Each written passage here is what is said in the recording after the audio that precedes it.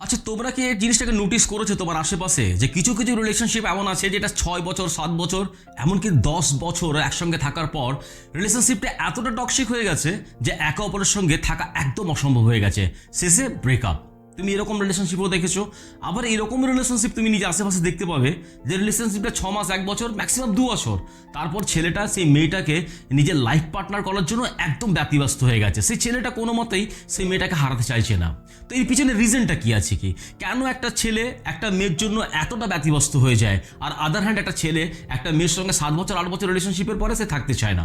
এর পিছনে রিজনটা কি আছে? কি শুধুমাত্র কি সেই মেয়েটা সুন্দর বা সেই মেয়েটা স্মার্ট, সেই জন্য কি সেই ছেলেটা তার জন্য ব্যতিব্যস্ত তাকে নিজের লাইফ পার্টনার তৈরি করার জন্য? একদম না। দেখো, একটা মেয়ের মধ্যে কিছু হ্যাবিট, কিছু বিহেভিয়ার এবং কিছু অ্যাটিটিউড থাকতে হবে, যার জন্য একটা ছেলে তার প্রতি কিন্তু অ্যাট্রাক্ট ফিল করবে, অ্যাট্রাকশনটাকে ফিল করবে, এবং তার জন্য কিন্তু সেই মানুষটাকে নিজের লাইফ পার্টনার তৈরি বানানোর জন্য একদম পাগল হয়ে যাবে। তো আজকের এই ভিডিওতে সেই সমস্ত হ্যাবিট, সেই সমস্ত অ্যাটিটিউড এবং সেই সমস্ত বিহেভিয়ারের কথাগুলোকে আমরা ডিসকাস করব। তো হ্যালো ফ্রেন্ডস, আমি আছি আশরাফ এবং তোমরা এই মুহূর্তে দেখছো আমাকে ইউটিউব চ্যানেল কিছু অজানা কথা। যদি চ্যানেল নতুন আছো তাহলে প্লিজ চ্যানেলটাকে সাবস্ক্রাইব করে দেবে, যদি অলরেডি করে রেখেছো তাহলে তোমাদেরকে অনেক অনেক ধন্যবাদ। চলো ভিডিওটাকে স্টার্ট করি। সবচেয়ে প্রথমে যে হ্যাবিটের কথাটা আমরা বলবো সেটা হচ্ছে রেসপেক্ট। প্রত্যেকটা ছেলে সেই মেয়েকে সবচেয়ে বেশি পছন্দ করে যেই মেয়েটা নিজের রেসপেক্টটাকে বোঝে, সেই মেয়ে যে মেয়ে অন্য মানুষকে হ্যাপি করার জন্য বা তাকে খুশি করার জন্য নিজের বাউন্ডারি, নিজের লিমিট কোনোদিন ক্রস করে না। যদি কোনো মানুষ তাকে কোনো স্ল্যাং ল্যাঙ্গুয়েজ বা কোনো বাজে কথা বা কোনো বাজে বিহেভিয়ার যদি তার সঙ্গে করে, তাহলে সেই মেয়েটা কিন্তু চুপচাপ এই সমস্ত জিনিসগুলোকে অ্যাকসেপ্ট করে না। সে অনেক শান্তভাবে কিন্তু অনেক ক্লিয়ারলি সে সামনের মানুষটাকে এটা বুঝিয়ে দেয় যে তোমার এই ব্যবহার বা তোমার এই কথা আমি মোটেই টলারেট কিন্তু করব না, এটা কিন্তু আমার জন্য গ্রহণযোগ্য নয়।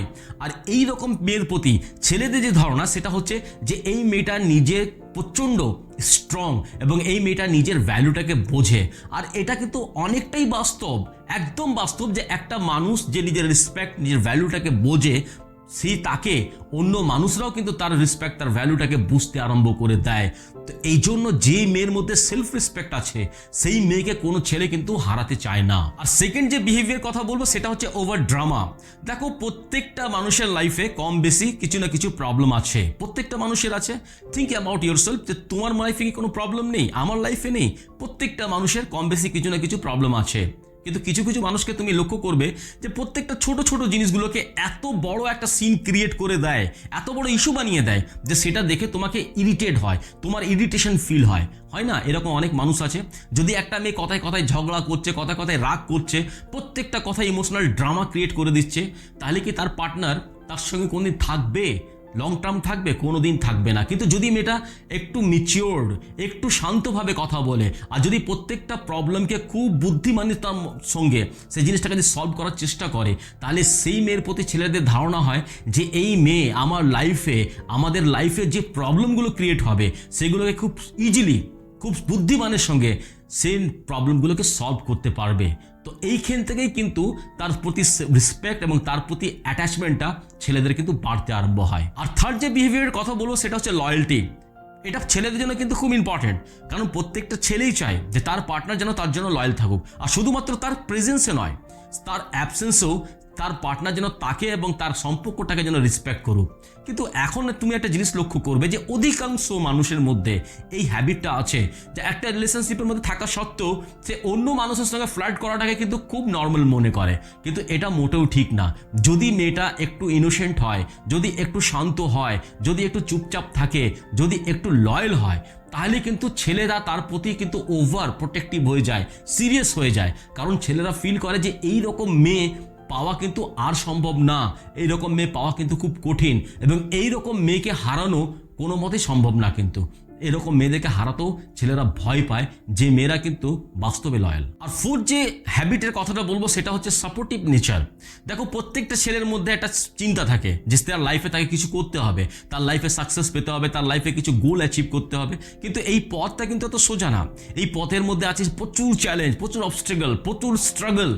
তাই না? প্রত্যেকটা জিনিস আছে, কিন্তু এই সময় যদি তার পার্টনার তাকে যদি সাপোর্ট করে, তাকে যদি মোটিভেট করে, তাহলে ছেলেটা কিন্তু তাকে নিজের গার্লফ্রেন্ড হিসাবে নয়, তাকে নিজের লাইফ পার্টনার হিসাবে কিন্তু দেখতে আরম্ভ করে দেয়। কারণ এই ছেলেটা মনে করে যে এখন এই সিচুয়েশনে আমার গার্লফ্রেন্ড বা আমার পার্টনার যদি আমাকে এতটা সাপোর্ট করছে, ইন ফিউচার যদি আমরা একসঙ্গে থাকি, তাহলে আমার লাইফে যদি কোনো প্রবলেম ক্রিয়েট হয়, আমার খারাপ সময় আসে, তাহলে এ কোনোদিন আমাকে ছেড়ে যাবে না। তাহলে এইরকম যদি সাপোর্টিভ নেচার একটা মেয়ের মধ্যে যদি থাকে, তাহলে সেই মেয়েটাকে একটা ছেলে কোনদিন হারাতে চাইবে না। আর নাম্বার 5 যে বিহেভিয়ারটা, সেটা হচ্ছে কি জলি নেচার।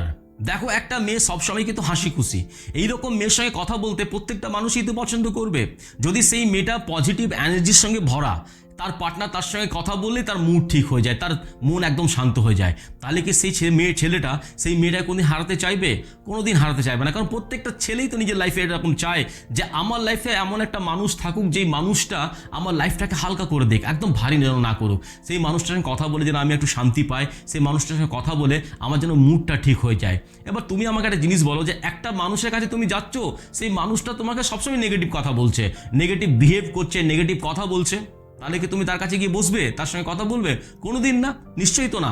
কিন্তু যদি সেই মানুষটা সবসময় পজিটিভ কথা বলে, পজিটিভিটির মধ্যে থাকে, সেই মানুষ যদি ছোট্ট ছোট জিনিসের মধ্যে যদি হ্যাপিনেসটাকে খুঁজে নেয়, তার যদি ডিজায়ার খুব বড় না থাকে, তাহলে কিন্তু সেই রকম মানুষের কাছে বসাটা তুমি নিজেকেও মোটিভেট করতে পারবে, নিজেকেও তুমি এনার্জেটিক মনে করতে পারবে। তাহলে সেই রকম মেয়ে যার মধ্যে পজিটিভ এনার্জিতে ভরা, সেই রকম মেয়েকে কোনো পার্টনারই হারাতে চায় না, কারণ তার সঙ্গে সেই ছেলেটা কিন্তু মেন্টাল পিসকে ফিল করে। আর নাম্বার 6 যে বিহেভটা, সেটা হচ্ছে আন্ডারস্ট্যান্ডিং। দেখো, প্রত্যেকটা মানুষ কিন্তু পারফেক্ট নয়, প্রত্যেকটা কেন, পৃথিবীর কোনো মানুষই কিন্তু পারফেক্ট নয়, প্রত্যেকটা মানুষ পারফেক্ট হতে পারে না। প্রত্যেকটা মানুষের মধ্যে কিছু ভুল, কিছু ঠিক থাকে। যদি তোমার পার্টনার যদি কোনো ভুল করছে, তাহলে তাকে জাজ না করে যদি তাকে বোঝার চেষ্টা করা হয়, তাহলে কিন্তু তার ভালোবাসাটা, তার রেসপেক্টটা সেই মেয়েটার প্রতি কিন্তু আরও বেড়ে যায়। কারণ প্রত্যেকটা ছেলেই এটা চায় যে তার লাইফে এমন একটা মানুষ থাকুক, যে মানুষটা তাকে জাজ না করুক, সেই মানুষটা তাকে বোঝার চেষ্টা করুক যে আমি এই কাজটা করেছি তো কেন করেছি, যদি সেই কাজটা ভুল, তাহলে তাকে বুঝিয়ে তাকে সঠিক জায়গাটা কিন্তু বলে দিতে হবে, তাকে যেন জাজ করে তাকে একদম ফয়সলা না শুনিয়ে দিক। তো এইরকম মেয়েকেও কিন্তু কোনো ছেলে হারাতে চায় না, যে মেয়েটা আন্ডারস্ট্যান্ডিং হয়, যে মেয়েটা জাজ না করে, তাকে কিন্তু বোঝার চেষ্টা করে। আর নাম্বার 7 সেটা হচ্ছে যে একদম রিয়েল পার্সোনালিটি। দেখো, ফেক পার্সোনালিটি তৈরি করে তুমি কাউকে কিছু দিনের জন্য অ্যাট্রাক্ট করতে পারবে, কাউকে কিছু দিনের জন্য বোকা বানাতে পারবে, কিন্তু লং টার্ম কাউকে অ্যাট্রাক্ট করা সম্ভব নয়। তো তুমি যা আছো, যেরকম আছো, তুমি যদি নিজেকে সেরকম ভেবে নিজের সামনের মানুষটাকে প্রেজেন্ট করো, তোমার পার্টনার যদি জানে যে না, যা আছে যেরকমই আছে, সে এটাই আছে, এর পিছনে ফেক কোনো কিছু নেই। কারণ ফেক পার্সোনালিটিকে মানুষকে কিন্তু কেউ পছন্দ করে না। আর তোমার রিয়ালিটি দেখে তোমার পার্টনারের তোমার উপরে ট্রাস্ট বিল্ড হয়। আর একটা রিলেশনশিপের মধ্যে ট্রাস্টটা কিন্তু অনেক বড় জিনিস, অনেক ইম্পর্টেন্ট জিনিস। যদি তোমার পার্টনার তোমার উপরে ট্রাস্ট বিল্ড করতে পারে, তাহলে তোমাদের রিলেশনশিপের মধ্যে তোমার পার্টনার তোমাকে কোনোদিন ছেড়ে যেতে চাইবে না, কোনোদিন তোমাকে হারাতে চাইবে না। তাহলে ফেক পার্সোনালিটি নয়, একটা রিয়েল পার্সোনালিটি, মানে তুমি যা আছো, যেরকম আছো, সেই রকমভাবে যদি নিজেকে প্রেজেন্ট করতে পারো, তাহলে কিন্তু তোমার পার্টনার তোমার জন্য কিন্তু পাগল হয়ে উঠবে। দেখো, বাস্তবে যদি তোমাকে জানতে হয় যে তোমার সামনের মানুষটা তোমাকে সত্যি ভালোবাসে কি ভালোবাসে না, তাহলে কিন্তু তোমাকে নোটিস করতে হবে যে তোমার এই সমস্ত বিহেভিয়ারগুলো তোমার পার্টনার নোটিস করছে কি করছে না, তোমার পার্টনার কি তোমাকে রেসপেক্ট করছে, তোমার পার্টনার কি তোমাকে নিজের ফিউচারে তোমাকে রাখছে, এইরকম জিনিসগুলো কিন্তু দেখো। কোনো রিলেশনশিপ কিন্তু সৌন্দর্য থেকে বা স্মার্টনেস দেখে কিন্তু হয় না, লং টার্ম চলে না। একটা রিলেশনশিপ চলে হ্যাবিট দিয়ে, অভ্যাস দিয়ে। যদি সেই মানুষটা তোমার অভ্যাসগুলোকে ভালোবাসতে আরম্ভ করে, তাহলে সেই মানুষটা কোনোদিন তোমাকে হারাতে চাইবে না, সে তোমাকে হারাতে সবসময় ভয় পাবে। আশা করি ভিডিওতে তোমাকে ক্লিয়ারলি সব কিছু বোঝাতে পেরেছি যে একটা ছেলে কী রকম মেয়েকে ভালোবাসে, কী রকম মেয়ের জন্য পাগল হয়ে যায়, এবং কী রকম মেয়েকে একটা ছেলে নিজের লাইফ পার্টনার বানাতে চায়। আশা করি জিনিসগুলো তোমার কাছে ক্লিয়ার হয়ে গেছে। ভিডিও যদি ভালো লাগে, তাহলে অবশ্যই কমেন্টে আমাকে ইয়াস লিখবে যে হ্যাঁ, আমি বুঝতে পেরেছি। আর যদি ভিডিওটা ভালো লাগে, তাহলে লাইক অবশ্যই করবে। আর নিজের বন্ধু বান্ধব, ফ্রেন্ড সার্কেলের কাছে, নিজের রিলেটিভের কাছে অবশ্যই এই ভিডিওটাকে শেয়ার করবে। আর চ্যানেলে যদি নতুন আছে, তো প্লিজ চ্যানেলকে সাবস্ক্রাইব করবে। যদি অলরেডি করে রেখেছো, তাহলে তোমাদেরকে অনেক অনেক ধন্যবাদ। তো চলো, অনেক হ্যাপি থাকো তোমরা।